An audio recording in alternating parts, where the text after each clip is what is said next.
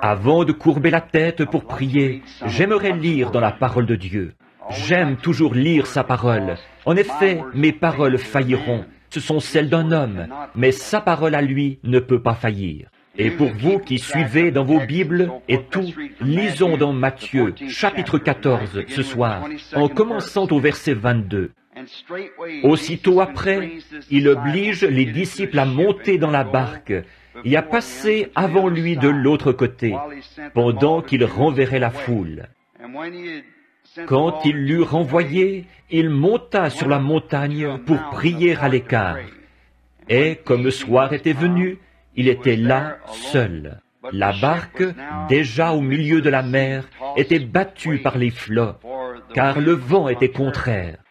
À la 4e veille de la nuit, Jésus alla vers eux, marchant sur la mer. Quand les disciples le virent marcher sur la mer, ils furent troublés et dirent, « C'est un fantôme !» Et dans leur frayeur, ils poussèrent des cris.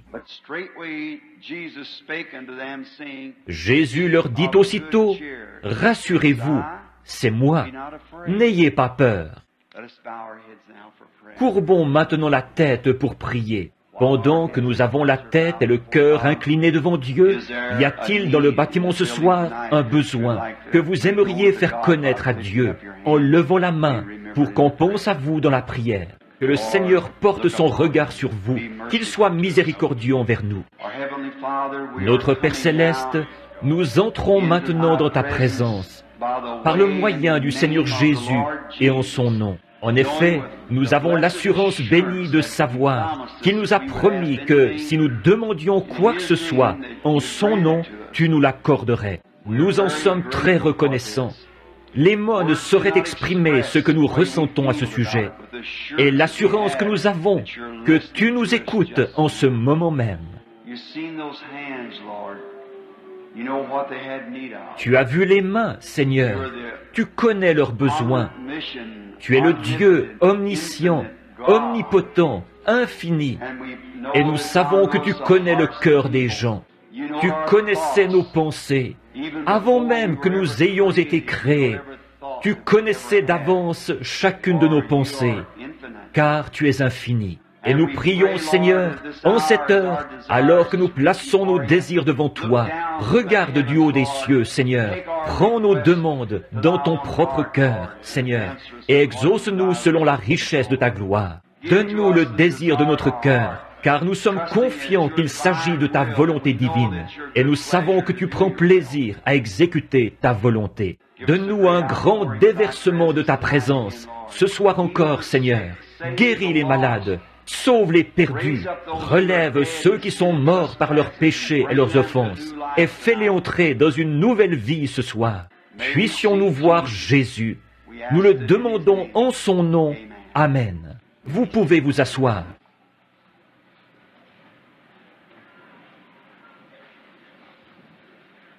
Nous sommes désolés de ne pas avoir assez de place pour asseoir tout le monde, mais depuis le premier soir, on m'a dit qu'ils ont été obligés de renvoyer un nombre incalculable de personnes. Alors, nous en sommes désolés. Et frère Grant n'a pas tout à fait réglé la construction d'une autre pièce non plus. Je pense que ce sera sur la gauche qu'il va déplacer cette cloison. Ce précieux frère, il m'a demandé aujourd'hui si j'accepterais d'en faire une chose annuelle, de revenir à Dallas à son église. Une invitation comme celle-là, en cette heure où les portes se ferment tellement rapidement, et de voir cet homme qui veut que je revienne et que j'en fasse une chose, un événement annuel. J'apprécie. J'ai eu un moment de communion fraternelle avec eux ce matin, avec frère Gordon Lindsay et beaucoup d'entre eux. Frère Perry Green, qui parraine mes prochaines réunions à Beaumont, est assis ici derrière moi ce soir. Et beaucoup de nos amis, frère Don et son épouse, nous sommes vraiment contents de les avoir avec nous. Que le Seigneur les bénisse. Maintenant, ce soir, j'ai essayé de simplifier mes messages le plus possible, pour que même un enfant puisse les comprendre. Demain après-midi, ce sera une réunion d'évangélisation, et je voudrais que vous puissiez tous y assister. Maintenant, si vous avez des réunions à votre propre église, eh bien, restez là, à votre poste. Nous ne voulons pas que qui que ce soit quitte sa propre Église pour... Toutefois, si vous êtes malade et que vous voulez venir pour qu'on prie pour vous, mais qu'il y a une réunion à votre Église demain après-midi, alors parlez-en à votre pasteur, pour éviter de le contrarier, vous savez. Dites-lui que nous sommes là pour collaborer, pour aider tous ceux du corps de Jésus-Christ qui séjournent ici à Dallas et dans les environs. Donc, demain après-midi, à 2h30, je pense, je dois apporter un message d'évangélisation. Et ensuite, nous prierons pour tous les malades. Nous nous occuperons de toutes les cartes de prière et tout qui sont restés cette semaine. Nous prierons pour tout cela demain. Maintenant, mon sujet de ce soir, je vais le présenter plutôt comme une petite pièce de théâtre, juste pour quelques instants. Et je vais essayer de prier pour le plus grand nombre possible de malades ce soir. Mon texte, c'est « N'ayez pas peur, c'est moi ». C'est Jésus qui parle. Mon sujet, c'est « Témoignage en mer ». Ce devait être vers la fin de l'après-midi. Le soleil devait se coucher quand ceci a eu lieu. Et bon, il devait avoir fait chaud ce jour-là, à peu près comme ici en ce moment. Le climatiseur ne fonctionne pas. Ils sont en train de le réparer. C'est pour ça que j'ai choisi un sujet différent de celui sur lequel j'avais l'intention de prêcher, pour pouvoir faire vite et vous éviter de devoir rester assis là dans cette chaleur. Ce pêcheur, un grand gaillard, après avoir vu tout ce qu'il avait vu pendant la journée, il avait observé Jésus dans son grand ministère. J'aurais aimé avoir vécu à cette époque-là pour le suivre, mais vous savez, je suis content d'avoir encore ce même privilège, de l'observer, le regarder faire des choses. Et c'est plus glorieux de l'observer aujourd'hui que ça l'était à l'époque. J'ai plus de foi en lui maintenant, et je peux avoir plus de foi maintenant que j'aurais pu en avoir à l'époque, parce qu'il s'est passé 2000 ans pour nous prouver que l'Évangile est vrai. Et 2000 ans plus tard, il est toujours vivant, en train de faire exactement ce qu'il faisait à cette époque-là. Alors, nous avons une plus grande assurance et un plus grand fondement pour la foi maintenant que ce qu'ils avaient à l'époque. En effet, il n'était qu'un homme qui se promenait en prétendant qu'il était envoyé par Dieu et qu'il était le Fils de Dieu, et que Dieu confirmait par lui sa parole promise pour ce jour-là. Et il pouvait avoir des raisons d'en douter. Les théologiens, et si vous remarquez, ça faisait pitié, ça faisait vraiment pitié, parce que ces théologiens, ils y auraient cru si Dieu n'avait pas aveuglé leurs yeux. La Bible l'a dit. Et savez-vous qu'il a promis qu'il aveuglerait leurs yeux de nouveau aujourd'hui, pour qu'ils ne voient pas ce qu'il en est, qu'ils seraient emportés, en fait d'orgueil, aimant le plaisir plus que Dieu, déloyaux, calomniateurs, intempérants, ennemis des gens de bien, ayant l'apparence de la piété, mais qu'ils renieraient ceux qui ont fait la force. Très précisément une promesse qui revient de nouveau. Et on ne peut pas vraiment faire autrement que d'éprouver de la pitié pour les gens dont les yeux sont aveuglés sur ce jour-ci. Alors que les Écritures dont Dieu a promis l'accomplissement en ce jour même, en cette heure, nous les avons devant les yeux et nous les regardons. Et les gens voient ça, et ils secouent la tête et s'en vont en disant « Je ne le vois pas ». Ça fait pitié, mais malgré tout, les Écritures doivent s'accomplir. Il faut que ça se passe comme ça. Donc, ces disciples avaient été choisis par Dieu. Avez-vous remarqué, Jésus leur a dit qu'avant la fondation du monde, il les avait choisis et qu'ils étaient la semence prédestinée de Dieu. C'est pour ça que, quand les ennuis sont arrivés et qu'on aurait dit que les gens avaient coincé Jésus avec une question, pour eux, il n'y avait pas de question. Ils ne pouvaient pas comprendre, mais ils étaient bien décidés à ne connaître rien d'autre que lui. Toi seul as la parole de la vie. Et ils étaient bien décidés à s'en tenir à cela, parce qu'ils étaient destinés à cette fonction. Et c'est pareil aujourd'hui. Les hommes et les femmes qui sont destinés à la vie éternelle viendront à la vie éternelle. Tous ceux que le Père m'a donnés viendront à moi. C'est sa parole, et ça ne peut pas faillir. C'est la parole de Dieu. Et maintenant, nous voyons ces disciples qui avaient eu une glorieuse réunion ce jour-là, dans l'immense champ qui s'étendait près du versant d'une montagne. Et Jésus leur avait dit, « Vous pouvez y aller, traverser la mer avant moi. » Et il allait monter sur la montagne tout seul pour prier. Et les disciples, après avoir rencontré des amis, je peux m'imaginer un peu comment ils se sentaient. En effet, de rencontrer des amis, pour ensuite être obligé de quitter ses amis, juste au moment où on commence à se connaître. C'est là qu'il faut faire ses adieux. Et c'est quelque chose qui m'a toujours assez chagriné. C'est, d'un bout à l'autre du pays et partout dans le monde, de rencontrer des amis et qu'ensuite on doive les quitter, en sachant qu'il y en a beaucoup qu'on ne reverra plus jusqu'à ce qu'on les rencontre au jugement. C'est quelque chose d'assez attristant. Je peux m'imaginer la barque avec le nez qui s'avançait sur la rive. Et c'est Simon-Pierre, avec ses bras et ses épaules bien musclées, qui a dû pousser la barque pour lui faire demi-tour et prendre le large. Ils faisaient tous au revoir de la main à ceux qui étaient sur la rive. Et eux criaient, « Revenez encore nous voir avec le Maître. Venez faire une autre réunion de réveil. Nous avons été tellement bénis aujourd'hui. » Les nouveaux amis qui leur faisaient au revoir de la main. Ensuite, il a fait quelques enjambées pour se frayer un chemin entre les autres disciples.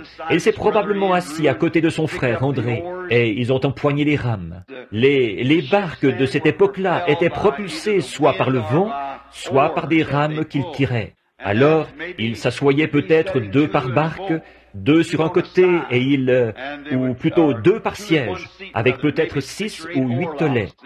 Ils tiraient en cadence, et comme ça la barque gardait un tirant d'eau égal quand il y avait de la tempête. Ensuite, quand le vent soufflait normalement, ils pouvaient hisser une voile et naviguer à la voile. Il avait dû faire chaud cet après-midi-là, si on s'en rapporte aux Écritures juste avant cet événement. Et donc, ça avait dû être un après-midi très calme, ensoleillé et chaud. Le soleil se couchait. Et il ramait, ensuite il lâchait les rames et faisait au revoir de la main aux gens. « Nous espérons vous revoir un jour. » Et il continuait à prendre le large. Et puis le coucher du soleil, la tombée du jour, et au bout d'un moment, il a commencé à faire nuit. Ils ont dû prendre pas mal de vitesse en ramant, et c'est tout un travail, ça, quand ces grandes rames lourdes s'enfoncent dans la mer. Et la plupart d'entre eux étaient des pêcheurs et de solides gaillards, habitués à la mer. Et donc, comme ils s'attendaient à ce que Jésus ne tarde pas à monter dans une barque pour venir les rejoindre, eh bien, ils ont pris le large et ils ont dû se laisser glisser un petit peu. Ils ont mis la barque en mouvement et puis ils se sont laissés aller. Le jeune Jean, c'est peut-être lui qui a été le premier à parler, parce qu'il était le plus jeune du groupe. Et ce doit être lui qui a dit « Je commence à être un peu fatigué. Laissons glisser l'embarcation un moment. Attendez un peu. On n'a pas besoin de se dépêcher. Il n'est pas encore arrivé. Alors on ferait aussi bien d'attendre un peu et de prendre une bonne bouffée d'air. » Et, assis là, la tête un peu penchée, il a dû commencer une réunion de témoignages. Et c'est de ça que je veux parler. Ce doit être lui qui s'est redressé le premier et qui a dit « Frère, peu importe ce que les gens peuvent dire, et combien on peut ne pas vouloir le croire, après ce qui est arrivé aujourd'hui, je suis tout à fait convaincu que nous ne suivons pas un imposteur. Nous ne suivons rien de moins que Dieu, car aucun homme ne pourrait faire ce qu'il a fait aujourd'hui, à moins d'être Dieu. Vous savez, quand il a pris ses pains, qu'il les a rompus et qu'il a nourri ces 5000 personnes, là, pour moi, ça a été la chose la plus extraordinaire. Il aurait pu y avoir un doute jusqu'à aujourd'hui. Je ne fais que répéter son témoignage là, pour ainsi dire. Mais ça a réglé la question.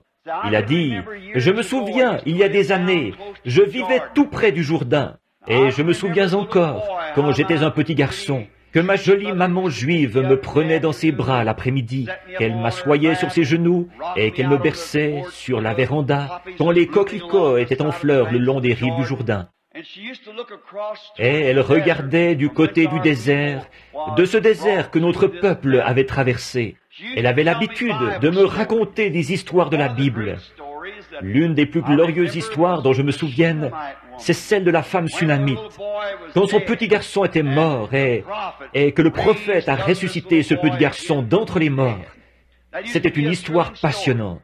Mais une des histoires les plus passionnantes que maman me racontait, elle disait, « Là, Jean, tu n'es qu'un petit garçon, mais en grandissant, je veux que tu te rappelles que le grand Jéhovah a fait sortir notre peuple de l'Égypte, et nous avons traversé ce désert de l'autre côté du fleuve, là.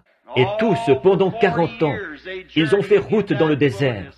Pas d'endroit où se procurer des vêtements, pas d'endroit pour manger. Et Dieu faisait pleuvoir du pain du ciel tous les soirs pour nourrir notre peuple dans le désert. Parce qu'ils étaient en service commandé, ils suivaient le grand Jéhovah. Et maintenant, un jour, Jéhovah se fera chair ici sur terre, sous la forme d'un homme. On l'appellera loin, le Messie. Et je me souviens, il disait, j'étais un petit garçon, et avec ma tête de petit garçon, je cherchais à comprendre, j'essayais de comprendre. Comment Dieu a-t-il fait pour nourrir ces 2,5 millions de personnes là, dans ce désert? Où a-t-il pris tout ce pain-là? Et je demandais à maman, maman, est-ce que Jéhovah a toute une série de fours là-haut dans le ciel et il faisait cuire tout le pain et il se dépêchait de descendre le soir pour le mettre sur le sol pour les gens? Et les grands cieux de Jéhovah, ils sont pleins de fours? Elle disait, non mon fils, tu es trop jeune pour comprendre. Tu vois, Jéhovah est un créateur. Il n'a pas besoin de fours. Tout ce qu'il fait, c'est parler. Et sa parole se manifeste quand il parle. Il est le grand Jéhovah. Et il a prononcé ça, tout simplement. Et les anges ont distribué ça sur la terre, pour le peuple. Et aujourd'hui, quand je l'ai vu se tenir là, avez-vous remarqué ce regard sur son visage? Il n'y avait aucun doute dans son esprit. J'ai grimpé derrière le rocher, et je l'ai regardé faire. Quand il a pris le pain, qu'il l'a rompu et qu'il l'a remis à ses serviteurs, à nous, pour que nous le distribuions au peuple. Et ensuite, quand il est revenu pour le rompre encore, le pain était redevenu complet.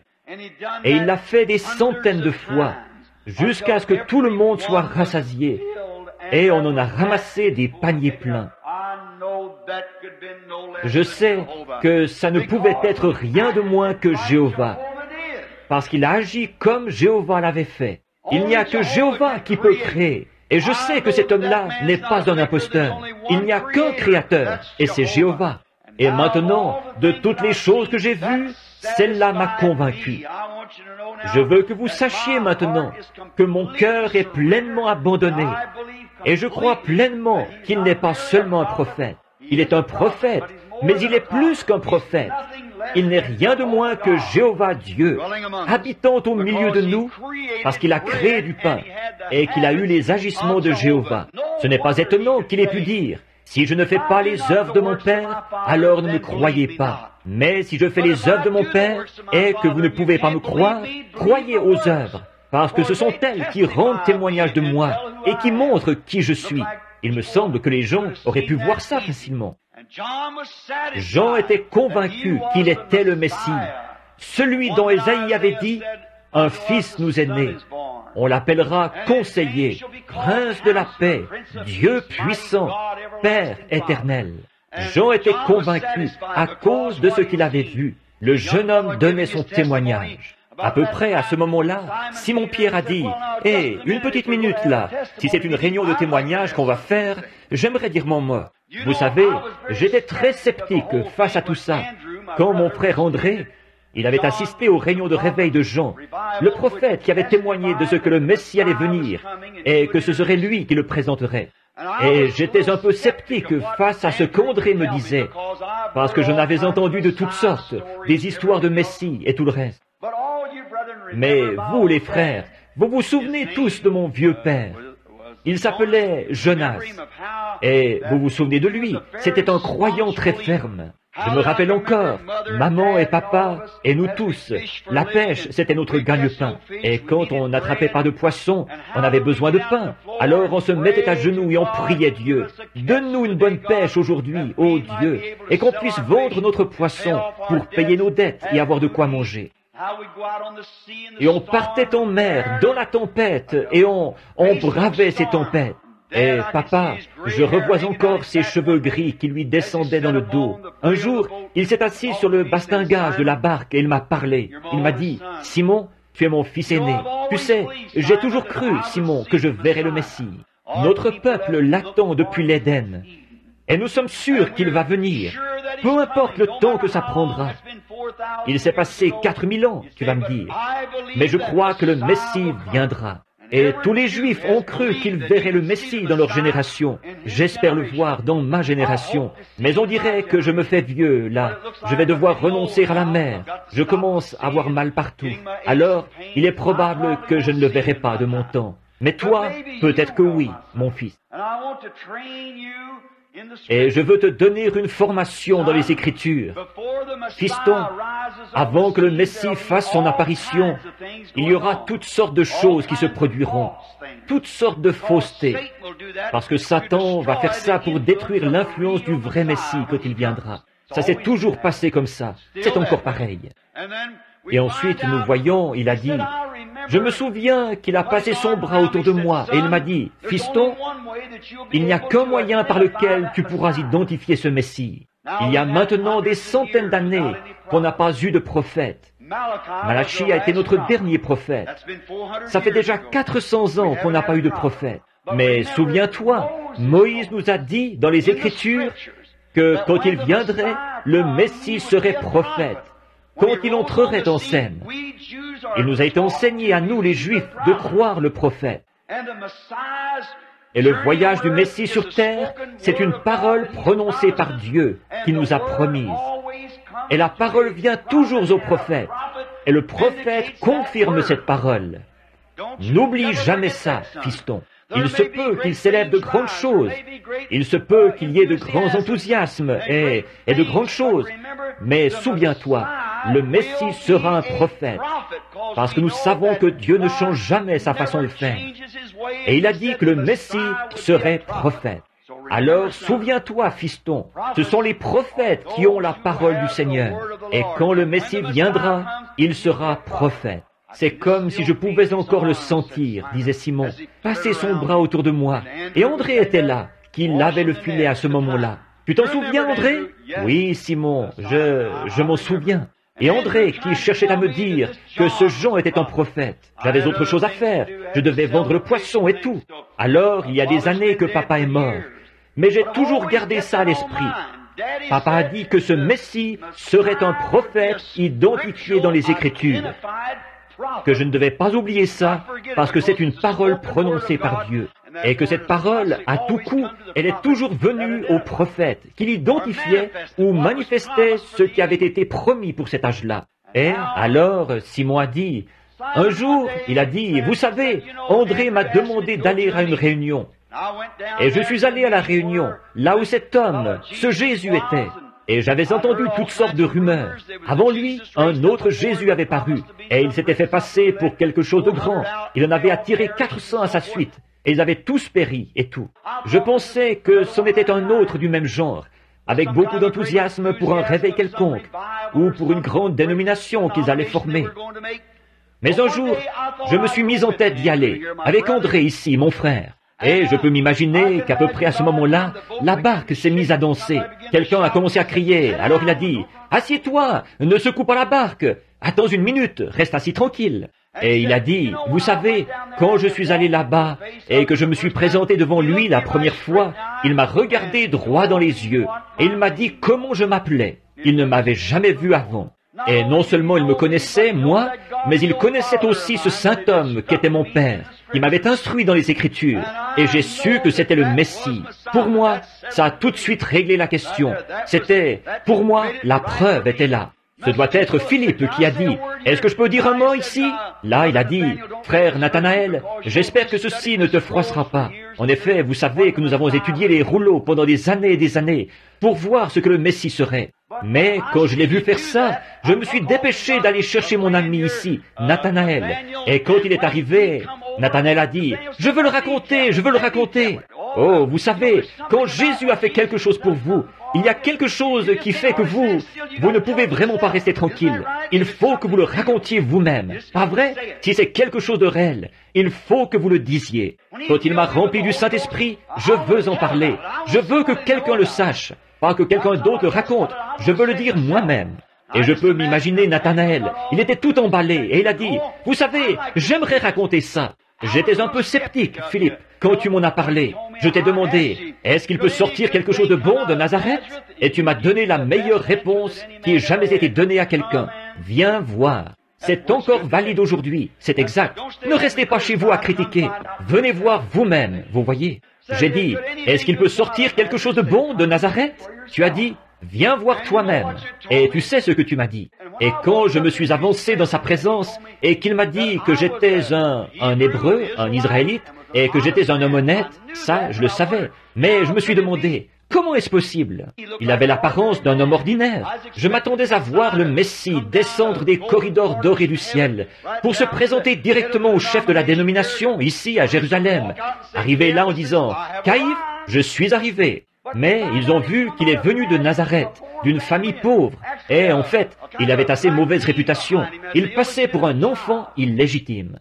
Il était là avec des vêtements ordinaires sur le dos, pas comme un sacrificateur ou quelqu'un, juste un homme ordinaire. Et je me suis dit, quand je me suis avancé, comment est-ce possible? Ça, un Messie? Un vieux vêtement sur le dos. Il le portait quand il était tout jeune homme. Et il porte encore le même vêtement là.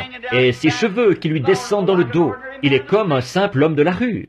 Et il m'a regardé en face et il a dit, avant que Philippe t'appelle, quand tu étais sous l'arbre, je t'ai vu.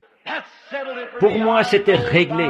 J'ai su par la parole que c'était le Messie. C'était lui. Alors la barque devait danser. La réunion de témoignages battait son plein. Oh, il passait vraiment des moments merveilleux là-bas en mer. Il se réjouissait vraiment beaucoup. André a dit, « J'aimerais raconter quelque chose qui m'a laissé un peu perplexe pendant un petit moment. » Vous vous souvenez de la fois où on descendait à Jéricho? Il a dit, « Il faut qu'on remonte. Je dois passer par la Samarie. » Alors il est monté en Samarie, et là, dans la ville de Sichar, il nous a tous envoyés en ville acheter des provisions. Oh oui, je m'en souviens bien. Ils disaient tous, oui, oui. La barque dansait. Chacun avait un merveilleux témoignage, une fois la réunion de réveil terminée. Et donc, il faisait cette réunion de témoignage. Et il a dit, oui, et vous vous rappelez, on est revenu doucement, et à notre surprise, on a vu notre maître qui parlait à une prostituée notoire. On s'est dit, oh, c'est mauvais ça. Regardez-le donc, là, qui parle à cette jeune femme. Il nous envoie là-bas pendant que lui, il est assis ici en compagnie de cette femme de mauvaise vie. Vous vous rappelez, on était là, juste derrière les buissons, et on a écouté leur conversation. Et on l'a entendu lui dire, « Femme, va chercher ton mari et viens ici. » Et on s'est dit, eh bien, peut-être qu'on s'est trompé. Cette femme, peut-être qu'elle est légalement mariée, là. Alors, elle l'a regardé en face et elle a dit, « Monsieur, je n'ai pas de mari. » Vous vous souvenez, comme le cœur nous a manqué? Notre grand Messie en qui nous avions confiance, le voilà qui s'est fait prendre à mentir dans le feu de la conversation, parce qu'il a dit, « Va chercher ton mari. » Et comme réponse, elle a attesté qu'elle n'avait pas de mari. Là, ça s'est retourné contre lui. Vous vous souvenez comme on avait tous l'air surpris, comme ça nous a coupé le souffle? Oui, je m'en souviens. Et puis, vous vous souvenez des paroles qui ont suivi? Il a dit, « Tu as dit la vérité, parce que tu en as eu 5, et celui avec qui tu vis en ce moment n'est pas le tien. » Oh, vous vous souvenez de la réunion de témoignage derrière le buisson? Oh là là, vous voyez, on ne peut pas le coincer. Il est Dieu. Oh, Simon a dit, là, André a dit, là pour moi c'était réglé. Barthélemy a dit, attendez, j'aimerais ajouter un témoignage. Est-ce que je peux, frère? Oh, eh bien, je pense bien que oui. On a beaucoup de temps. Il n'est pas encore arrivé. Alors, on va juste donner quelques petits coups de rame. Vas-y, Barthélemy, témoigne. Eh bien, quelque chose qui était glorieux pour moi. Vous vous souvenez de notre sœur de Jéricho qui s'appelait Rebecca? Oui. Et son mari tenait un restaurant là-bas. Oui, oui. Et c'était un homme d'affaires. Il s'appelait Zachée. Oui, oui, je me souviens bien de lui. Vous vous souvenez, elle était l'une de nos sœurs. Elle avait cru au Seigneur, et sa grande crainte, c'était que Zachée laisse passer tout ça sans accepter Jésus. Et oh, Zachée était un très bon ami du sacrificateur de là-bas. Alors, elle priait qu'il se passe quelque chose, pour que ses yeux s'ouvrent et qu'il reconnaisse que c'était là le Maître, que c'était la parole de Dieu confirmée, faite chair parmi nous. Et nous avons essayé de lui dire, à Zachée, que Jésus de Nazareth connaissait les secrets du cœur, ce qui montrait qu'il était la parole, parce que la parole discerne les pensées du cœur. Il disait, ridicule, je crois le sacrificateur. Ce que le sacrificateur dit, ça me suffit. En effet, il faisait partie de toutes les associations de la ville, les Kivanis et tout le reste, vous savez. Alors c'était assez dur pour lui de lâcher ça. Alors Rebecca nous avait tous demandé de prier. Et chaque fois que nous abordions le sujet, que nous disions qu'il était prophète, il disait, ridicule, le sacrificateur dit, c'est Belzébul, c'est un démon. Il fait ça par la puissance du diable. Il fait seulement de la télépathie, un point c'est tout. C'est sans intérêt. Alors, à notre époque, ces choses-là n'existent plus. On n'a pas eu de prophète depuis des centaines d'années. Et comment ce gars-là, qui n'a même pas de carte de membre de l'association, comment pourrait-il être prophète? Oh non, pas question qu'il soit quelque chose comme ça. Mais vous savez, Rebecca a tenu ferme, sa femme. Elle a continué à prier. Et un matin que Jésus entrait dans la ville, eh bien, voilà que Rebecca nous apprend que Zachée était sorti dans la rue pour le voir. Alors, il ne croyait pas qu'il était un prophète. Alors il a dit, je vais bien l'examiner. Il nous témoignait ça au restaurant l'autre jour quand on mangeait. Donc, il est monté sur un sycomore. Il s'est dit, sais-tu, je vais juste me camoufler ici en haut. Comme ça, il ne pourra pas me voir. Je suis petit, de toute façon, pas grand du tout. Alors, comme je ne peux pas le voir d'en bas, dans la foule, je vais monter ici, dans cet arbre. Il est monté jusqu'à l'endroit où deux grosses branches se croisent. Et c'est là qu'il s'est assis, à la croisée de ces branches. Voilà un bon endroit où s'asseoir et étudier tout ça, à la croisée de deux chemins, le vôtre et celui de Dieu, vos idées. C'est une bonne chose d'y réfléchir. Alors il s'est dit, sais-tu, il était peut-être bien prophète, il aurait pu l'être, il se peut que je me sois trompé. Alors, voici ce que je vais faire, je vais le regarder de près, sans que lui me voie. Alors je vais prendre les feuilles et toutes les ramener comme ceci autour de moi, je vais me camoufler pour qu'il ne me voie pas du tout. Et je vais l'observer quand il passera. Et s'il n'a pas l'air d'être quelqu'un de bien, je vais lui faire savoir ce que je pense, assis ici dans cet arbre. Donc, il observait, et il y avait une feuille qu'il pouvait soulever pour le voir quand il tournerait le coin. Et quand il a tourné le coin, il descendait la rue, vous savez, en regardant d'un côté et de l'autre, et les disciples étaient là qui disaient « Écartez-vous, excusez-moi ». Et les gens, avec des enfants malades et tout, « Excusez-moi, le maître est extrêmement fatigué. Cette grande réunion d'hier soir, et, d'une façon très courtoise, auriez-vous l'obligeance de vous écarter pour le laisser passer? Eh bien, il se dirige vers la ville, alors auriez-vous l'obligeance de vous écarter un peu? Et Zachée était assis là et le regardait du haut de l'arbre. Et Jésus est allé directement au-dessous de l'arbre. Il s'est arrêté, il a regardé en haut et il a dit, « Zachée, descends de là. Je vais avec toi dîner chez toi aujourd'hui. » Pour moi, c'était réglé. Il savait qu'il était là-haut. Il savait son nom, ce qu'il était. C'était réglé. Pour moi, ça, c'est le Messie. Oui, monsieur. En effet, nous savons que c'est ce que le Messie devait faire. Certainement. Donc, il a dit qu'il fallait qu'il aille dîner chez lui ce jour-là. Quel moment glorieux ça a été. On s'en souvient. Vous savez, c'est probablement à peu près à ce moment-là, alors que la réunion de témoignage battait son plein. Vous savez, pendant que les disciples étaient là, en mer, en train de témoigner, c'est probablement là, au plus sombre de la nuit, quelque part dans les terres du Nord, que Satan a dû s'approcher et, du haut d'une colline, il a regardé ça. Il a jeté un coup d'œil sur cette réunion de témoignage et il a vu qu'ils étaient partis sans lui. Il avait beau jeu, là. Vous voyez, je pense que cette scène est presque en train de se dérouler de nouveau, qu'elle se répète.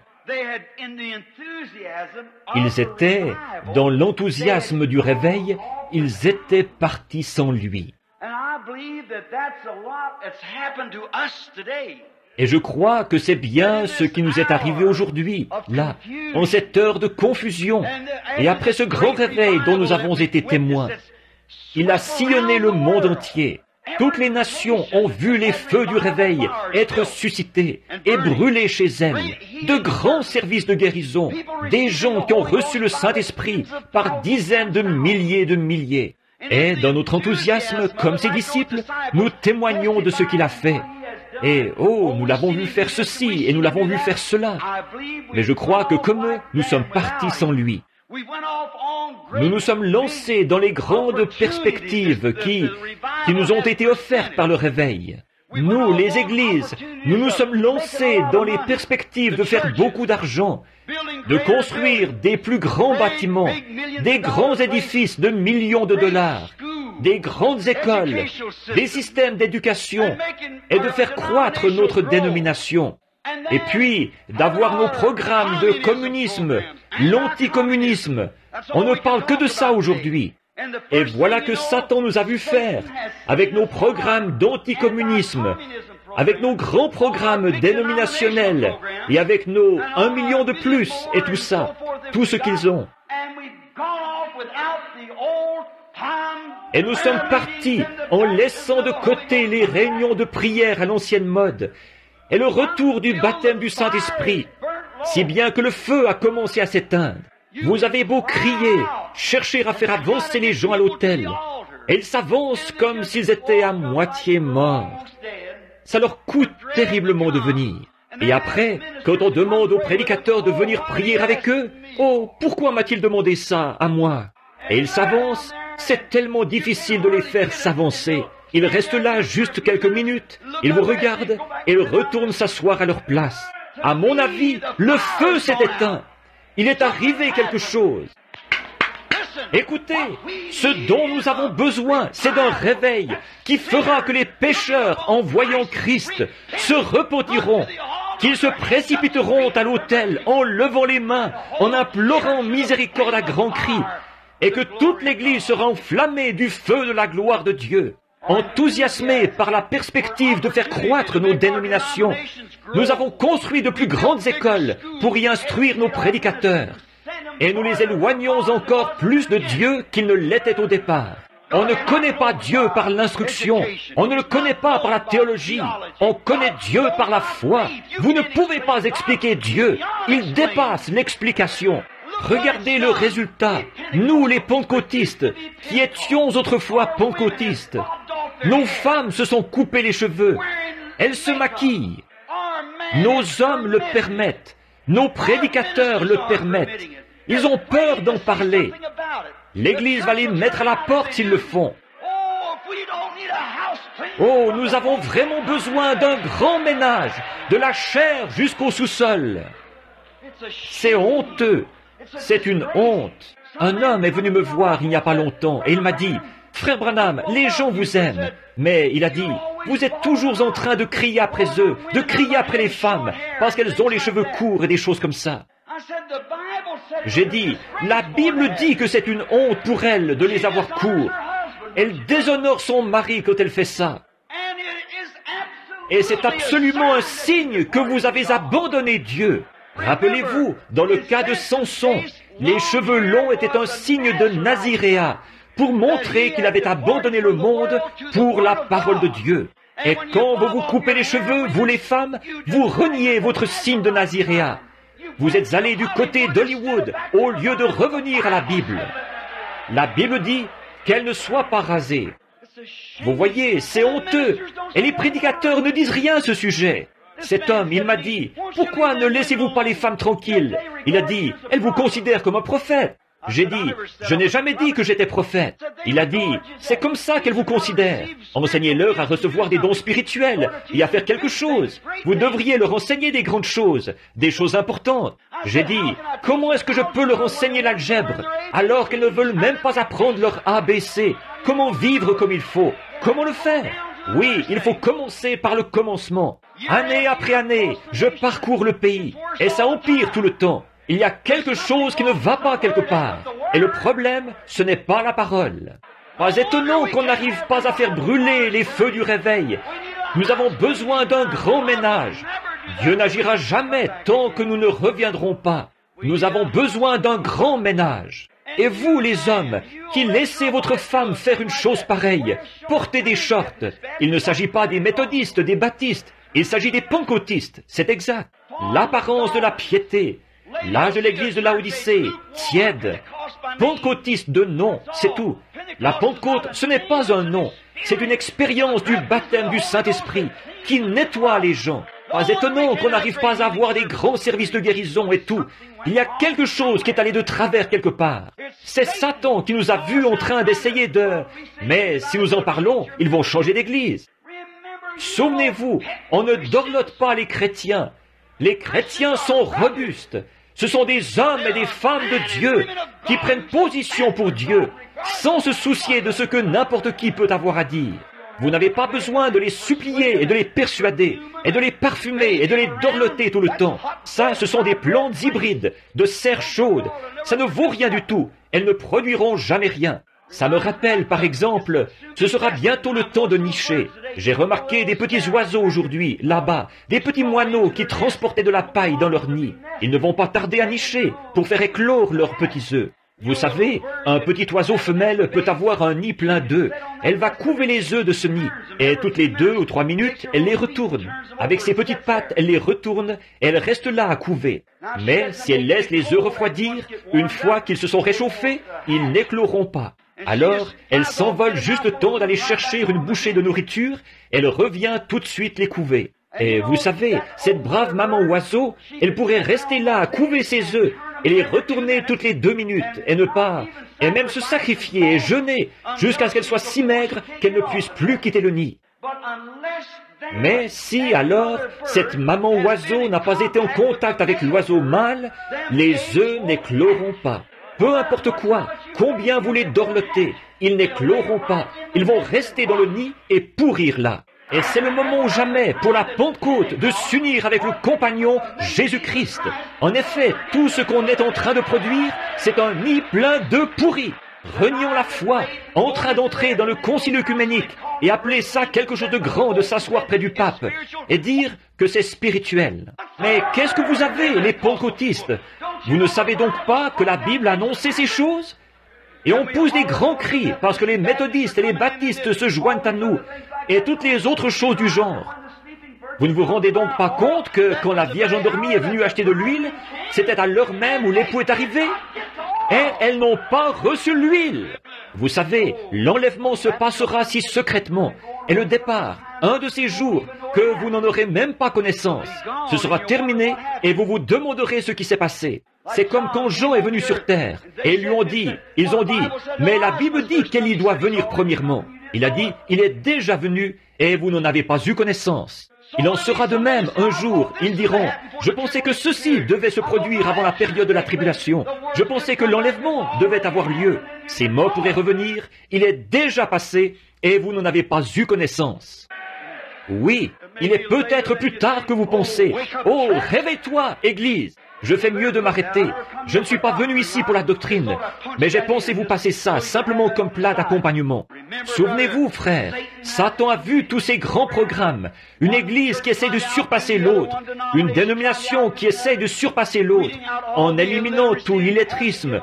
Et il faut les soumettre à un test psychologique, faire tester l'homme par un psychologue avant qu'il puisse aller sur les champs de mission. La Pentecôte! Non, ce ne sont pas les presbytériens, c'est la Pentecôte.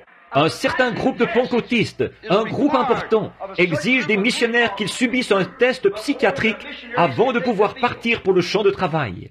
Qu'est-ce qui serait arrivé s'ils avaient eu un test comme ça? Ils ont eu un test. C'était un test pentecôtiste au début, quand ils ont attendu dans la chambre haute, jusqu'à ce que le feu descende d'en haut avec la puissance de Dieu. C'était ça le test.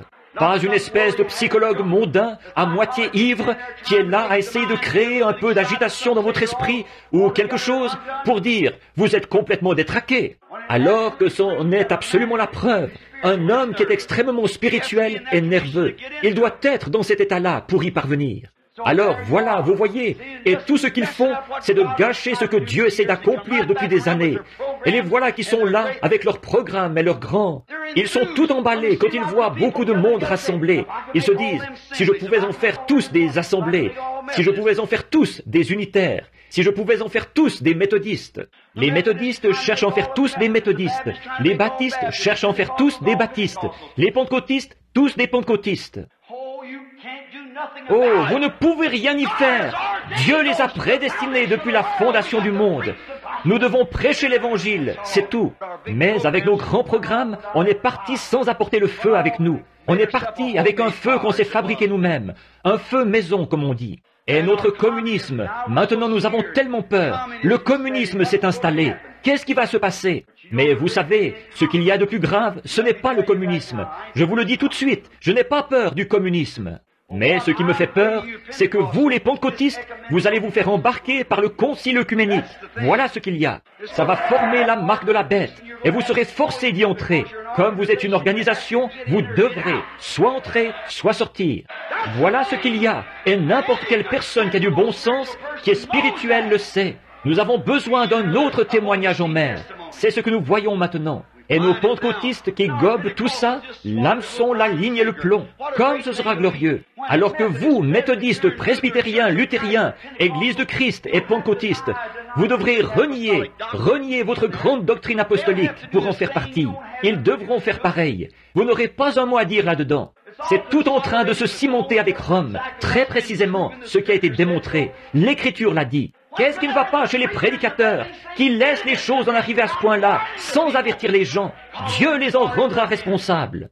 Voilà qu'à l'heure même des difficultés, ils l'étaient en difficulté, ils l'étaient. Ce n'est pas le communisme qui s'installe, mais c'est le concile œcuménique qui va tous les engloutir, tout le paquet. Et souvenez-vous, une fois que vous direz, une fois que ce sera arrivé, alors c'est trop tard. Vous avez déjà pris la marque de la bête. Vous en faites partie, alors. Vous faites mieux d'aller à l'endroit où vous pourrez y échapper, tout de suite. Oui, monsieur, soyez scellés dans le royaume de Dieu. Le corps de Christ est le corps mystique de Christ, dans lequel on entre par le baptême du Saint-Esprit. On n'y entre pas par adhésion, on n'y entre pas par l'entremise de quelqu'un, on n'y entre pas par la persuasion, on n'y entre pas par le parler en langue, on n'y entre pas par l'écrit, on y entre par une naissance, par le Saint-Esprit. C'est exact, certainement. Maintenant, nous remarquons ces choses. Les difficultés surgissent tout à coup. Oh, le diable a regardé ça, et il s'est dit, « Ah ah, ils sont partis là-dedans, ils sautent en l'air, ils crient, ils ont beaucoup de plaisir. Sais-tu, c'est maintenant le moment pour moi de les faire couler. Maintenant, je vais me venger d'eux. » Alors, il s'est élevé au-dessus de la colline, et il s'est mis à exhaler son souffle empoisonné. Les jours des miracles sont passés. Tout bien considéré, je pense que ces gens-là sont nerveux, c'est tout. Je pense qu'on devrait leur faire passer un test psychiatrique avant qu'ils partent pour les champs de mission. Les pentecôtistes, eh oui, vous voyez, son souffle empoisonné qui tue la parole. Oh, je pense que c'est autre chose. Je crois que... Vous voyez, ils en reviennent précisément au même point que toutes les autres dénominations. Ils marchent exactement sur le même sentier. Ils s'entraînent la mort. À l'heure même où vous en faites une organisation, ça entraîne la mort. Ça a toujours été le cas. Ça le sera toujours. Elle ne se relèvera jamais. Ça ne s'est jamais vu dans toute l'histoire. Dans cet âge de l'église de Laodicée, Christ était à l'extérieur de l'église, en train de frapper, cherchant à entrer. Et ils ne peuvent simplement pas supporter cela. Ils ne peuvent pas écouter cela. Maintenant, nous voyons qu'en cette heure où nous vivons, les difficultés ont surgi. Et après, on commence à se rendre compte qu'il n'y a plus de miracles comme il y en avait. Les malades rentrent chez eux malades. Ce n'est pas à cause de Dieu, c'est à cause du manque de réveil parmi les gens.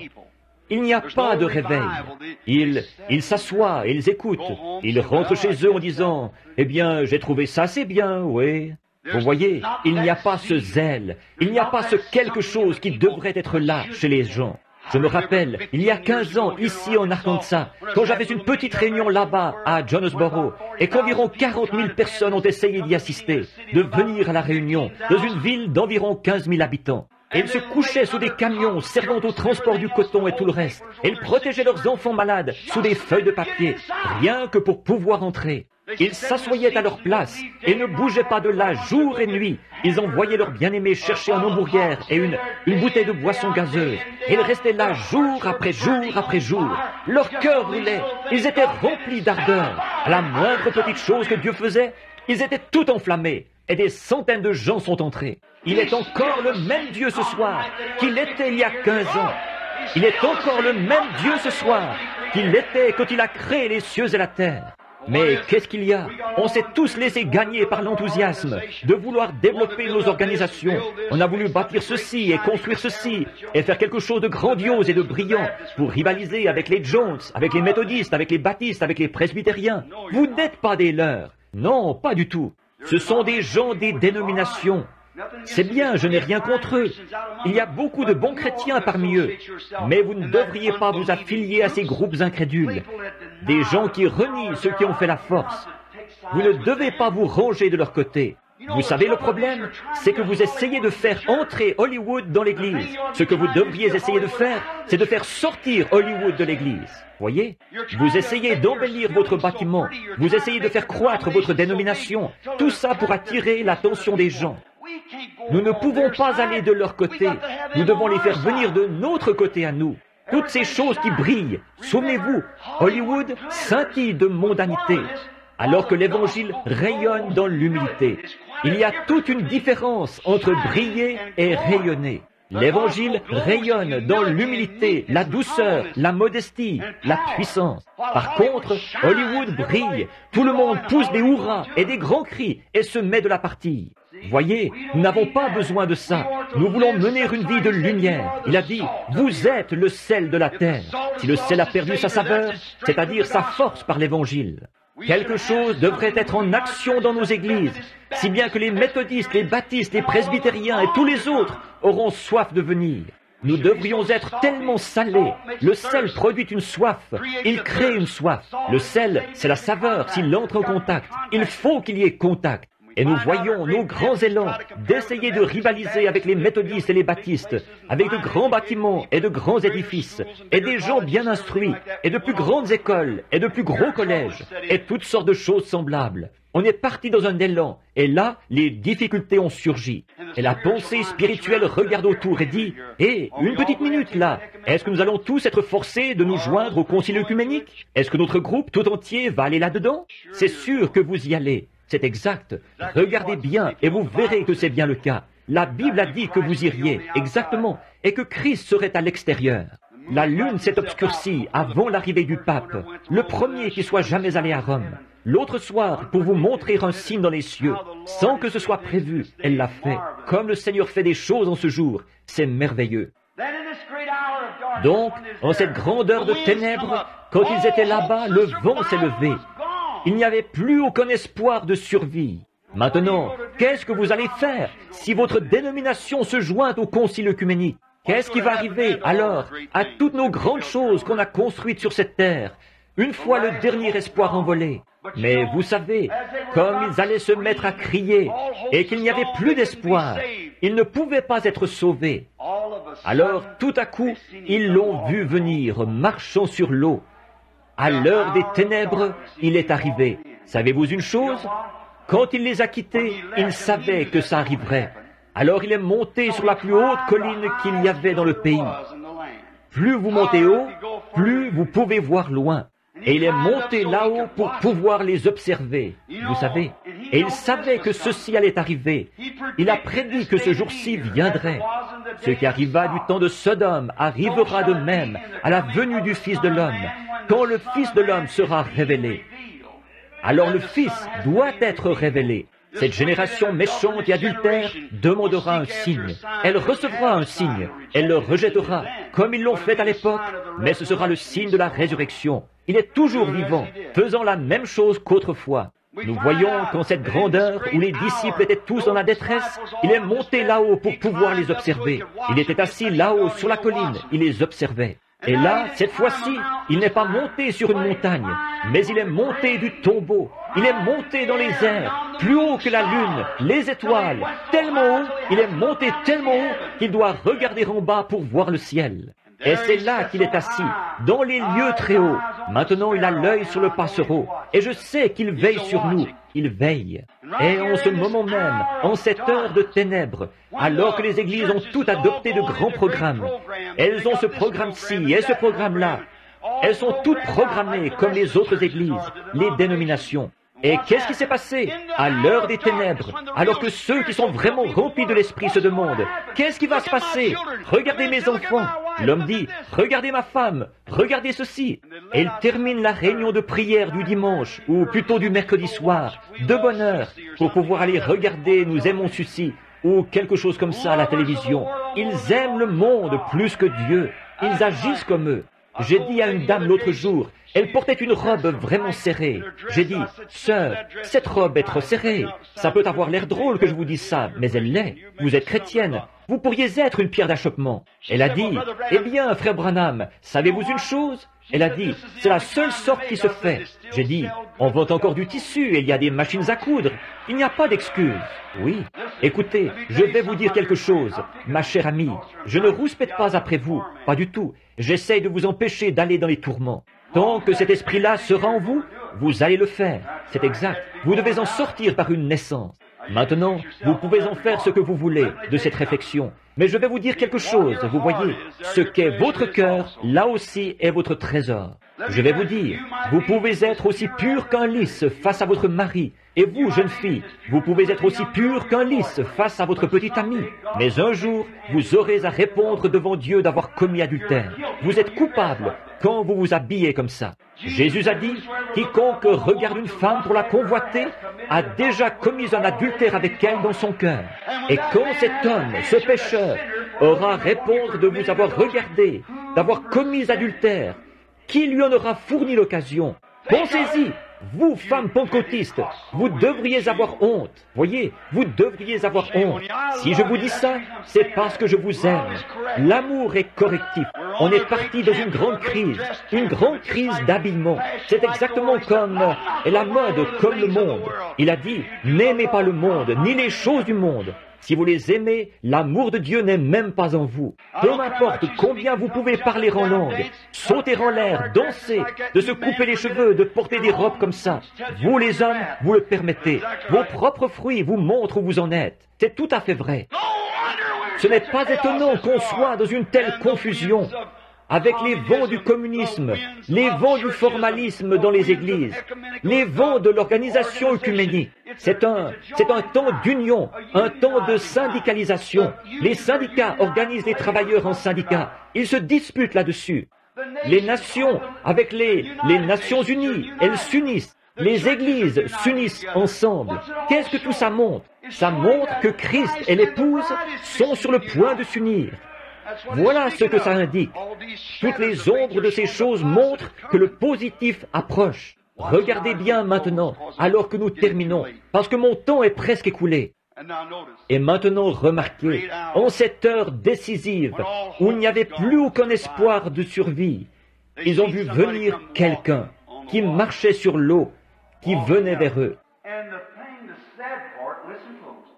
Et la chose, ce qui est triste là-dedans, écoutez bien, la seule chose qui pouvait les aider, ils en ont eu peur. Ils ont dit, ça a l'air fantomatique, ça pourrait être un esprit, vous savez. C'est bien ce qui se passe encore. Ils en ont peur. Ils ont peur que ce soit de la divination. Ils ont peur que ce soit une puissance démoniaque quelconque. Alors que Jésus a dit que ça arriverait en ce jour-ci. La seule chose qui peut les aider, c'est Jésus-Christ.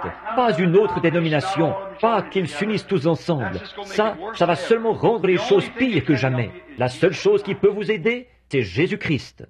Et alors qu'il a promis de revenir dans les derniers jours, sous cette forme, et de faire ceci, qu'il a promis, exactement comme avant que le Fils promis soit donné à Abraham, la première semence, que la semence royale d'Abraham, Jésus a dit qu'elle verrait la même chose. Avant l'arrivée du Fils promis, Dieu se manifesterait en chair et ferait exactement ce que Jésus a fait, ce qu'il a dit qu'il ferait, exactement ce qui a été annoncé pour les derniers jours. Et ici, toutes ces promesses, nous pourrions les étaler par douzaines, ici même devant vous, pour montrer que ça doit se produire.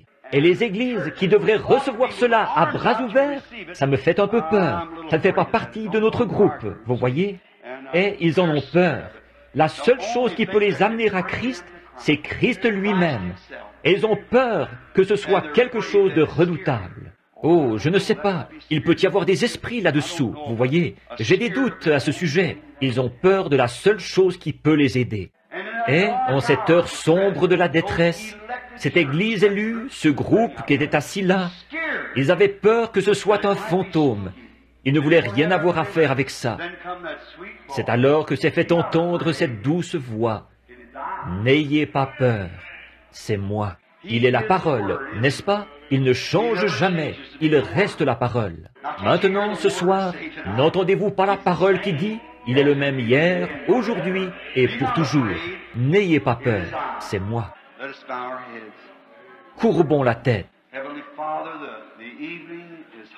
Père Céleste, La soirée est chaude. Les heures sont sombres. Voilà que le feu a quitté l'autel. Tu es en train de glaner dans le champ. Tu as dit, le royaume est semblable à un homme qui a pris un filet pour aller en mer. Il l'a jeté dans la mer, et quand il l'a ramené, le royaume était semblable à cela. Seigneur Dieu, un jour, ce dernier poisson qui se trouve dans cette eau, tu as dit qu'ils en ont ramassé de toutes sortes. Ce filet de l'Évangile en attrape de toutes sortes. Il a attrapé des tortues, des écrevisses, des araignées, des serpents, des poissons vidangeurs. Nous ne savons pas ce qu'il attrape, mais il y avait là des poissons que tu cherchais. C'est toi qui en es le juge. Mais nous savons bien que rapidement, la tortue, l'écrevisse et tout retournent dans la vase, retournent dans les eaux. Mais un jour, le dernier poisson qui est destiné, prédestiné à venir, la dernière partie de ce corps, va être retiré de ce lac. Tu as jeté un filet à l'époque de Luther et de Wesley, d'Alexander Campbell, de John Smith, Calvin, Knox, Finney, Sankey et ainsi de suite. Dans l'âge pentecôtiste, à l'époque de F. Bosworth et de Frohman, ces grands hommes. Tu as jeté des filets à l'époque de Billy Sunday, tout au long de l'âge. Et encore maintenant, tu passes la mer au peigne fin. Est-ce que l'un d'entre eux est assis ici ce soir, Seigneur? Si oui, puisse-t-il être comme cette petite femme au puits. Malgré sa condition de prostituée, elle a quand même reconnu que tu étais le Messie. Elle a vu ce signe, c'était réglé. Elle a dit, je vois que tu es prophète. Elle n'avait aucune idée qu'il pouvait s'agir du Messie. Elle a dit, nous attendons un Messie, en d'autres termes. Nous savons que quand le Messie sera venu, il nous annoncera ces choses. Et tu as dit, je le suis, c'était réglé. Maintenant, ce soir, Seigneur, qu'il voit que c'est moi. N'ayez pas peur. C'est ma promesse. Guéris les malades, Seigneur. Sauve les perdus. Remplis ceux qui sont vides. Puissions-nous repartir ce soir et dire dans nos cœurs en repartant, comme ceux qui revenaient d'Emmaüs, notre cœur ne brûlait-il pas au-dedans de nous, alors qu'il nous a porté la parole ce soir dans la salle, sa présence divine. La façon dont ils ont su que c'était toi, c'est qu'ils t'ont invité à entrer, et leurs yeux se sont ouverts. Puisse chacun de nous ce soir t'inviter à entrer. Si nous ne le comprenons pas, que nous t'invitions à entrer quand même. C'est le seul moyen par lequel tu puisses te révéler. Et nous remarquons que le moyen par lequel tu t'es révélé après ta résurrection, tu as fait quelque chose de la même manière que tu l'avais fait avant ta crucifixion. Maintenant, viens ce soir, Seigneur. Tu as dit que tu étais le même hier, aujourd'hui et pour toujours. Fais encore pour nous ce que tu as fait à l'époque où tu étais ici dans la chair sur la terre. Nous rentrerons chez nous le cœur joyeux, comme eux. C'est au nom de Jésus que nous prions. Amen. Maintenant, à la réunion ce soir, je sais qu'il fait terriblement chaud et nous reste encore 20 minutes pour sortir à l'heure. Je ne peux ni arrêter ni empêcher les choses que je fais. Je suis poussé par quelque chose. Je l'ai toujours été, toute ma vie, et cela n'a jamais fait d'erreur. Il ne m'a jamais dit rien d'autre que ce qui se trouvait dans la Bible. Je ne peux pas l'arrêter, je ne peux rien y changer. Il le fait quand même. Et je suis sûr que si je suis obéissant, il y a quelqu'un qui en a besoin. Et je serai fidèle. Et ce jour-là, je veux, comme le grand Saint Paul, dire, je n'ai à répondre du sang de personne.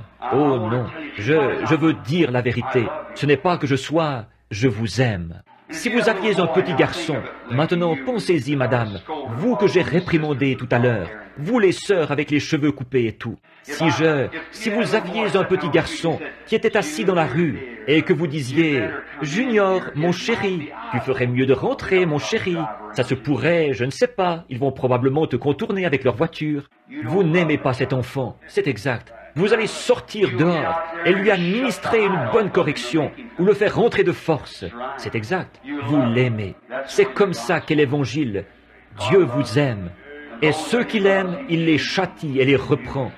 Tous les enfants qui viennent à lui. Si vous ne pouvez pas supporter le châtiment, que vous repartez et que vous vous mettez en colère pour ça, alors vous êtes des enfants illégitimes. Vous n'êtes pas les enfants de Dieu. Alors, souvenez-vous-en, c'est l'Écriture tout simplement. Maintenant, un mot de lui, un seul mot, comptera plus que tout ce que moi je pourrais dire dans 1 million de vies. C'est lui. Nous connaissons sa promesse. Nous savons ce qu'il a promis de faire. Maintenant, je ne sais pas si... Est-ce qu'il a distribué d'autres cartes? Est-ce que tu as distribué des cartes aujourd'hui? Qu'est-ce que c'était? J? Très bien. Très bien. Pour gagner du temps, on va commencer par le numéro 1. Maintenant, elles sont probablement éparpillées un peu partout dans la salle. J, numéro 1. Maintenant, nous les prenons un peu n'importe comment. Une fois, nous avons commencé à partir d'ici, une fois de là. Parfois, on va et on vient, et on fait le tour. Mais nous les prenons un peu n'importe comment, là. Mais chaque personne qui entre, chaque jour, a une chance de pouvoir venir dans la ligne. Le fait que vous soyez ici, ça ne veut pas dire... Combien savent que dans cette série de réunions, il y en a eu presque 2 fois plus qui ont été guéris dans l'auditoire qu'il y en a eu qui ont été guéris ici, sur l'estrade? Bien sûr, vous le savez. Vous voyez, une carte de prière, c'est simplement pour faire monter les gens sur l'estrade, pour que le Saint-Esprit vienne au milieu d'eux, parce que c'est ce que vous avez l'habitude de faire. Nous n'avons même pas besoin de faire ça en ce moment. Nous pouvons laisser tomber les cartes de prière. Exactement comme nous l'avons fait hier soir. Nous n'avons pas appelé de carte de prière hier soir. Le Saint-Esprit est allé vers ceux qui n'avaient pas de carte de prière. Et j'ai vu beaucoup de choses dont je n'ai pas parlé, parce que je ne savais pas si c'était ça ou pas. C'était encore sombre au-dessus d'eux, alors j'ai simplement laissé faire. Je ne savais pas, ça n'aurait rien donné de les appeler. Ce qu'il dit, c'est ça qui est juste. Alors écoutez ce qu'il dit. Bon, tu as bien dit que c'était J, J numéro 1, J numéro 1. La personne qui a cette carte de prière, levez la main. Tu dois faire erreur, fiston. Ça doit être... Oh, excusez-moi. Oh, tout au fond, là-bas, contre le mur. Avancez-vous, madame. Ils viennent avec les cartes de prière. Mon fils, frère Borders ou Billy, l'un des deux, parfois les deux, et ils mêlent les cartes devant vous. Et ensuite, ils vous donnent votre carte, celle que vous voulez. Nous ne savons pas. Elles sont justes. Cette personne-ci peut avoir le numéro 5, et cette personne-là peut avoir le numéro 7. Celle-ci le numéro 15, et celle-là le numéro 95. Et nous ne savons pas. Et encore là, quand j'arrive, simplement ce qui me vient à cœur, je les appelle à partir de là. Peu importe ce que c'est. Si je dis, parfois je compte combien il y en a dans une rangée, et je divise ça par le nombre qu'il y a dans cette autre rangée, et ça me donne la réponse. Voyez? Et puis, sinon, simplement ce qui me vient à l'esprit en premier, c'est ça que j'appelle. Numéro 1, J, numéro 2. Numéro 2, numéro 3, numéro 4, numéro 5, numéro 6, 7, 8, 9, 10. Que cela vienne, vous voyez. 1, 2, 3, 4, 5, 6, 7, 8, 9, 10. C'est bon, c'est comme ça qu'il faut faire. Approchez. Attendez, quelqu'un est parti de l'autre côté.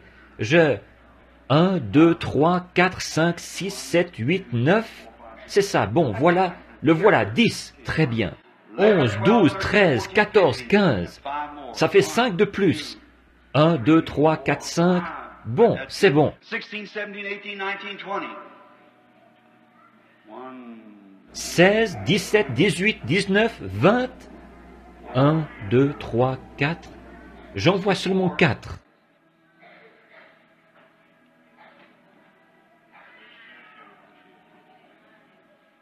20. Est-ce que 20 a répondu? Très bien. Bon, nous ne voulons pas qu'il y en ait trop debout en même temps. Mais si nous arrivons à faire passer ceux-là, et qu'il est encore assez tôt, nous pourrons en prendre d'autres. Nous n'appelons, peut-être que nous... Prenons-en quelques-uns de plus. Prenons-en 5 de plus. 21 à 25. Dans les J, qu'ils se lèvent, s'il vous plaît. 21 à 25. 1, 2, 3, tout au fond, là-bas, 4. 1, 2, 3, 4, ça fait 5. D'accord, maintenant, arrêtons-nous là. Il y en a 25 dans la ligne, et ils sont en train de se mettre en ligne ici. Maintenant, je vais vous demander une faveur. Voulez-vous m'accorder accorder à Dieu toute votre attention pendant les 15 ou 16 prochaines minutes? Voulez-vous le faire? Et voulez-vous faire ceci? Ouvrir votre cœur? Maintenant, rappelez-vous ce que j'ai dit. Que ça ne vous glisse pas sur le dos, comme l'eau sur le dos d'un canard, comme dit le vieux dicton. Ne faites pas ça. Considérez ceci. Si je vous dis quoi que ce soit qui n'est pas dans l'Écriture et qui n'est pas une promesse pour cette heure, c'est votre devoir. Voyez l'organisateur ici et venez m'en parler. C'est exact. Je n'enseigne rien d'autre que ce qui est dans la parole. Et si je m'en tiens strictement à cette parole, et si je dis qu'il en est ainsi, et que Dieu, c'est dans la Bible, si l'ange du Seigneur me disait quelque chose qui n'est pas dans la Bible, ce ne serait pas l'ange du Seigneur. C'est exact. Il ne m'a jamais dit, pas une seule fois, quelque chose qui n'était pas dans cette parole. Et vous m'en êtes témoin. Il n'a jamais dit une seule chose, des centaines de milliers et des langues du monde. Pas une seule fois, il n'a dit quelque chose de faux, ou dit quelque chose qui ne soit pas arrivé. Écoutez, demandez à l'organisateur et aux autres ici, ce que vous voyez tous ici, ce n'en est que le côté amateur. Pas vrai les frères? Oh, là-bas, et là dans la vie privée, quand il dit, va à tel endroit, et tu vas voir ceci, et ceci va arriver, et dis ceci, là, à cet endroit-ci. C'est simplement continuel, tout le temps, vous voyez, à longueur d'année. Les gens dans l'auditoire ne voient que les petites choses. Mais maintenant, si vous voulez être respectueux, maintenant, est-ce que tous ceux qui sont dans cette ligne de prière, debout ici, sont des inconnus pour moi? Levez la main si vous l'êtes. Très bien. Combien dans l'auditoire savent que je ne vous connais pas du tout? Levez la main. Maintenant, pendant que... Merci. Peu m'importe où vous êtes, que vous soyez là-haut, au balcon, là-bas, contre le mur, de ce côté-ci, où que vous soyez, je vais... Or, ceci, c'est pour votre bien. C'est pour vous aider. Vous voyez, c'est pour vous aider. Je pensais que c'était mon petit-fils qui me parlait, là, mais ce n'était pas lui. J'ai un petit-fils quelque part ici ce soir. Il est à peu près de cette taille-là. Alors je pensais que c'était le petit Paul. Il dit toujours qu'il va monter sur l'estrade, venir prêcher pour moi. Et il n'a pas tout à fait 2 ans encore. Je pense que ce petit garçon cherche sa maman. Donc, souvenez-vous, j'essaie de vous aider. Dieu le sait, j'essaie de vous aider, vous voyez. Maintenant, regardez, je veux que vous en retiriez quelque chose s'il vient au milieu de nous. Maintenant, pensez-y, la personne de Jésus-Christ, à l'œuvre dans la chair, comme il a promis de le faire à la fin. Combien savent qu'il l'a promis? Exactement comme ça s'est passé là-bas à Sodome, quand l'ange avait le dos tourné et c'était Dieu. Croyez-vous que c'était Dieu? Combien croient que c'était Dieu? Bien sûr que oui. La Bible a dit que ça l'était. Et Jésus y a fait référence. Maintenant, remarquez, maintenant vous, dans l'auditoire, qui n'avez pas de carte de prière, je veux que vous fassiez quelque chose pour moi, où que vous soyez. Maintenant, rappelez-vous ces choses. Soyez attentifs quand il vous dit que vous êtes guéri, ou ce qu'il vous dit de faire. Soyez attentifs à ce qu'il dit. S'il vous le dit, simplement, c'est pour faire grandir votre foi. Et alors, quand votre foi est à la hauteur, vous n'avez qu'à tendre la main pour accepter Dieu. Ce n'est pas moi, parce que le Père Céleste le sait. En regardant dans la ligne ici, je ne vois pas une seule personne que je connais. Dans tout l'auditoire, je ne vois qu'environ 2 ou 3 personnes que je connais. Et je ne sais pas en ce moment si je peux dire en montrer une seule. Je sais qu'En Munway était ici il y a quelques minutes. Je pensais l'avoir vu et si je ne me trompe pas, en effet, je vois quelqu'un que je connais. C'est un homme avec son épouse et sa petite fille du nom de Fritzinger, qui viennent de là-bas dans l'Ohio. Êtes-vous frère Fritzinger? Vous êtes assis dans un genre de recoin où c'est frères et sœurs Fritzinger de l'Ohio, des amis à moi. Et, à part ça, assis là-bas, je vois de ce côté, ici, un vieillard qui aura bientôt 92 ans, du nom de William Dow, lui et son épouse. Elle est infirmière. William Dow de l'Ohio, un ami très intime à moi. Il n'y a pas longtemps, à 91 ans, il a eu un arrêt cardiaque complet, une crise cardiaque. Et son épouse m'a appelé pour que je vienne tout de suite. Il se mourait. Et il a vraiment été un ami très cher pour moi. Comme je faisais route pour aller le voir, j'étais inquiet. Et je me suis arrêté. Une de mes roues était désaxée, ce qui était en train de ronger mon pneu. Alors je suis entré dans une station-service Texaco pour prendre de l'essence. Et ils sont sortis, ils ont regardé ça. Et quand j'ai levé les yeux, j'ai vu frère Dow qui venait vers moi dans mon église et qui me serrait la main. J'ai dit, gloire au Seigneur. Et j'ai regardé de ce côté-ci, et le voici qui venait dans la rue, et qui me serrait la main. Je suis allé le voir. J'ai vu son médecin, un jeune juif, ou plutôt un homme d'un certain âge, un juif. Et j'ai dit, qu'est-ce que vous en pensez, docteur? Il a dit, il n'a même pas la moindre chance de s'en sortir. Il a dit, il est sous la tente à oxygène. Il a dit, il ne va pas tarder à mourir. Il a dit, n'oubliez pas qu'il a 91 ans. J'ai dit, oui monsieur. Il a dit, c'est un arrêt cardiaque complet, il n'y a rien à faire. Il a dit, c'est son heure, il s'en va. Et j'ai dit, oui monsieur, seulement, non, il ne s'en va pas. Voilà tout. Je suis entré, j'ai glissé ma main sous la tente, j'ai dit, frère Dow, est-ce que vous m'entendez? Il a levé les yeux vers moi. C'est un Allemand, et à vrai dire, son nom c'est D-A-U-G-H. mais moi, je le prononce simplement Dow, vous voyez. Et j'ai glissé ma main sous la tente et j'ai dit, vous m'entendez, frère Dow? Il a dit, oui. J'ai dit, vous ne mourrez pas. Je l'ai vu, vous ne mourrez pas. Une semaine plus tard, j'étais dans mon église. Et qui est-ce qui est venu vers moi dans l'église? Nul autre que frère Dow. Je suis parti, après la réunion, et je suis allé de l'autre côté de la rivière, manger dans une cafétéria. Et quand je suis descendu de ma voiture, je montais la rue, et voici frère Dow qui arrive, la main tendue vers moi. Ses visions ne faillissent pas. Et cet homme, âgé de 91 ans, et il assiste à toutes les réunions. Il a été jusqu'en Californie.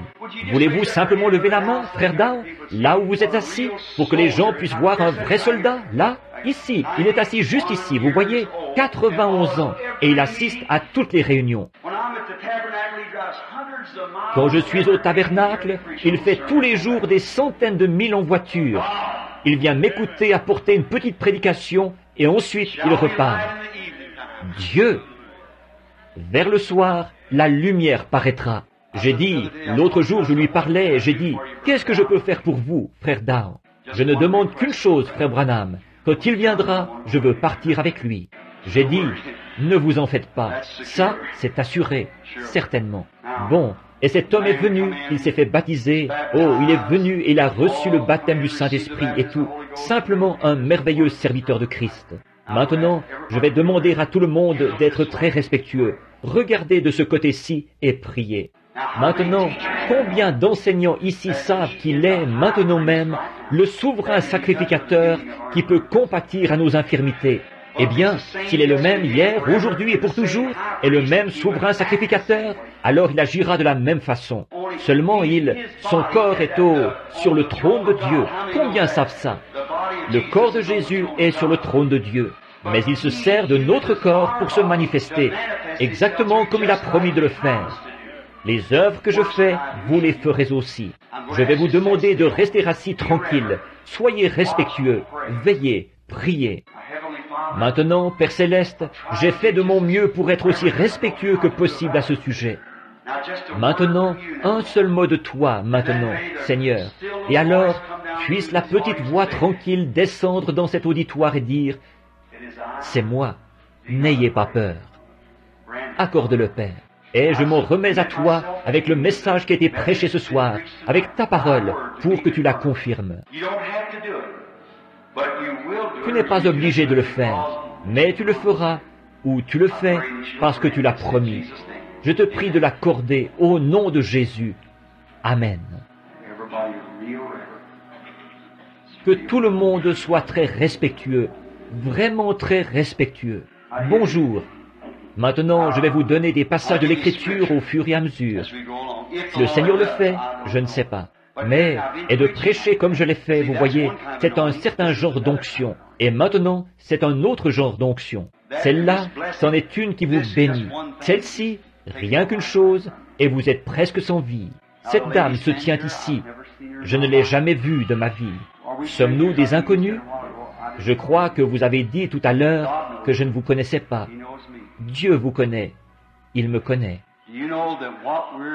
Est-ce que vous savez que de nous être tenus ici en ce moment, nous aurons à en répondre au jour du jugement? Vous en êtes conscient? Vous savez que ce que nous faisons maintenant, Dieu nous en tiendra pour responsables là-haut. Si j'ai dit ça, c'est dans un but. Maintenant, si le Seigneur Jésus me révèle ce que vous faites, ce qui vous préoccupe, ou quelque chose comme ça, le croirez-vous? Vous ne pourriez pas faire autrement que de le croire, n'est-ce pas? Est-ce que vous le croiriez, vous, là, dans l'auditoire? Maintenant, nous nous tenons là, exactement comme la femme au puits et notre Seigneur. Un homme et une femme qui se rencontrent pour la première fois. Voyez? Nous sommes là. Nous nous rencontrons pour... Ça, c'est Jean, chapitre 4. Maintenant, si le Saint-Esprit dit, si vous êtes ici pour quelqu'un d'autre, si vous êtes malade, s'il s'agit d'un problème dans votre ménage, s'il s'agit de problèmes financiers, ce dont il peut s'agir, je n'en ai aucune idée. Mais lui, il sait. Mais lui, il peut discerner les pensées qui sont dans votre cœur. Il est la parole. Moi, je ne peux pas. Je suis un homme. Vous êtes un petit peu nerveuse, et c'est pour ça que je fais ceci, vous voyez.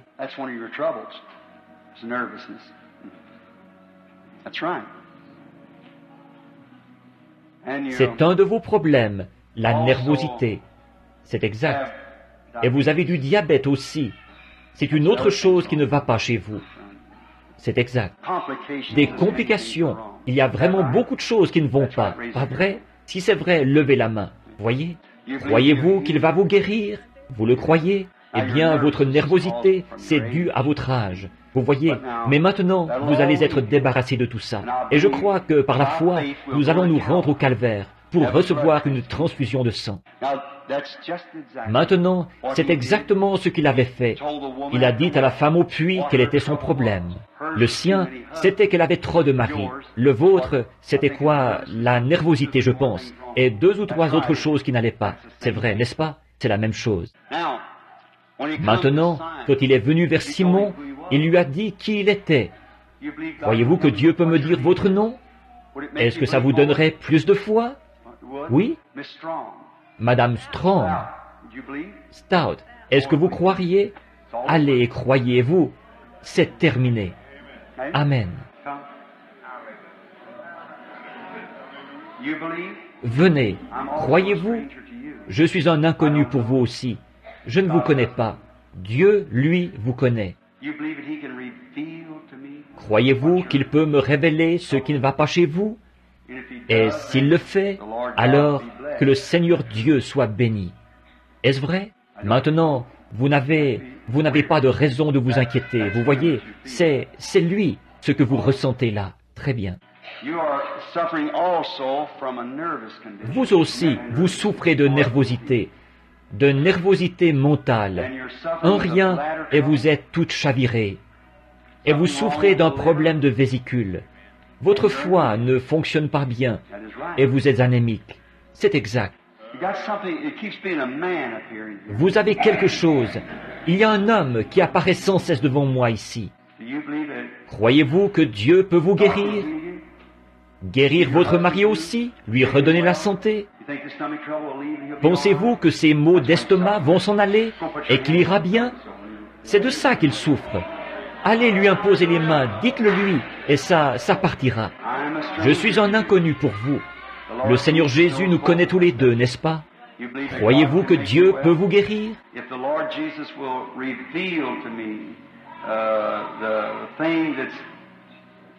Si le Seigneur Jésus me révèle la chose qu'il y a dans votre cœur, croyez-vous qu'il vous guérira?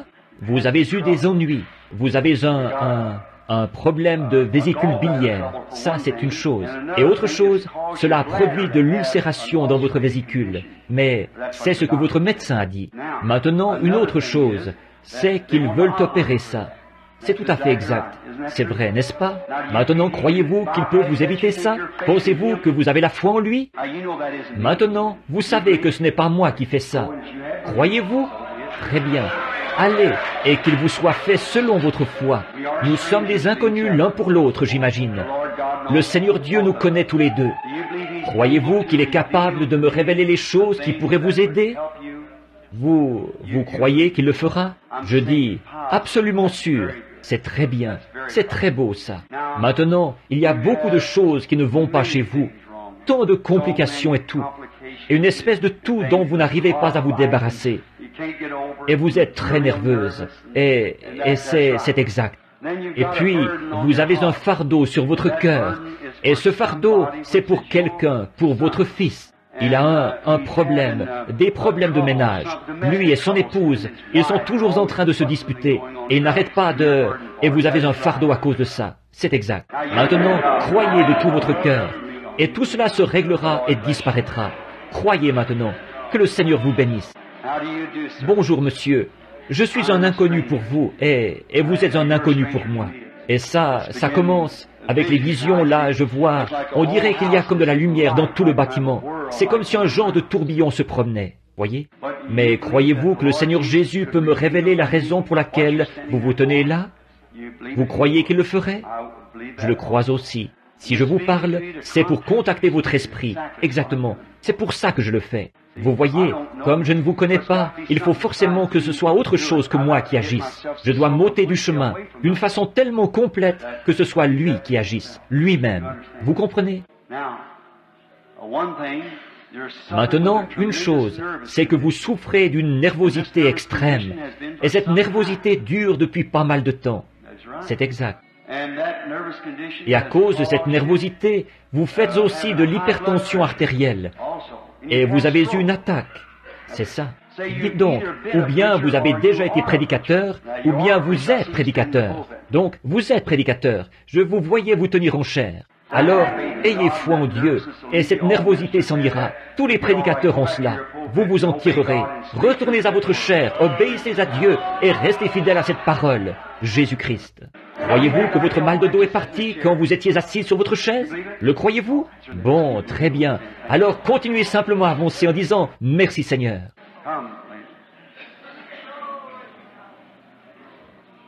Venez, madame. Bonjour. Croyez-vous que je suis son serviteur? Très bien. Croyez-vous que vos problèmes féminins, vos problèmes gynécologiques vont s'en aller? Vous le croyez? Dans ce cas-là, allez, dites « Merci Seigneur ». Des ennuis rénaux, des maux de dos, dans le dos. Croyez-vous que Dieu vous guérira et vous rétablira de ça? Croyez-vous qu'il va vous rétablir? Très bien. Allez, votre... Venez, madame. Je suis un inconnu pour vous.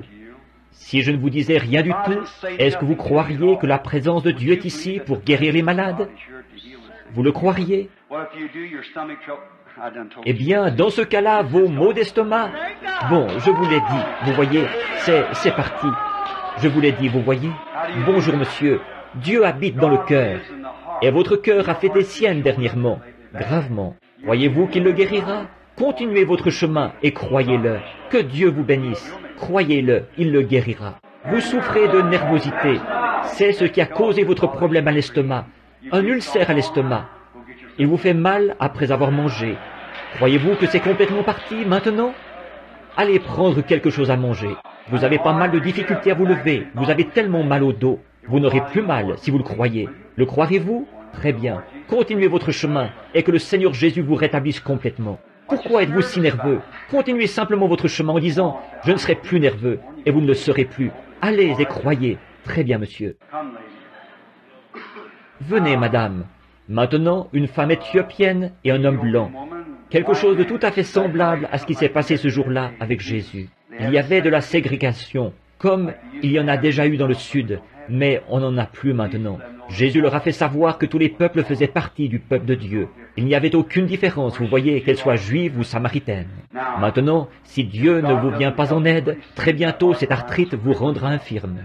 Mais croyez-vous qu'il vous viendra en aide, qu'il vous guérira? Exactement comme cette femme l'avait fait. Continuez votre chemin. Allez raconter à votre peuple les grandes choses que Dieu a faites pour vous. Très bien. Maintenant, il y a un chirurgien qui est là. Il est prêt à sortir son bistouri.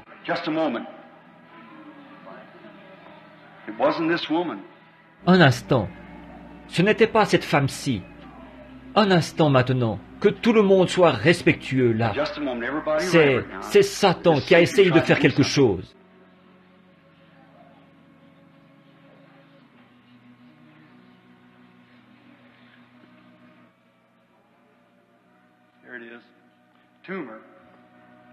Voici ce que c'est. Une tumeur. Une tumeur, vous deux, c'est exact. Vous avez une tumeur. Elle a une tumeur. Et ce démon criait pour recevoir de l'aide de l'autre. Mais le Saint-Esprit aussi, il crie. Qui allez-vous croire? Lui? Très bien. Levez-vous de sur cette civière, madame. Levez-vous de sur ce brancard. Levez-vous de là et croyez. Allez, croyez-le maintenant. Amen. Croyez-vous? Tout est possible. Croyez-vous? Et vous, dans l'auditoire?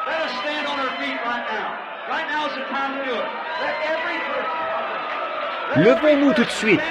Tout de suite, c'est le moment de le faire. Que chaque personne, que Dieu vous bénisse, que chaque personne se lève tout de suite. Donnez gloire à Dieu. Levez vos mains. Merci, Seigneur Jésus. Nous te louons pour ta grandeur et parce que tu as guéri les malades.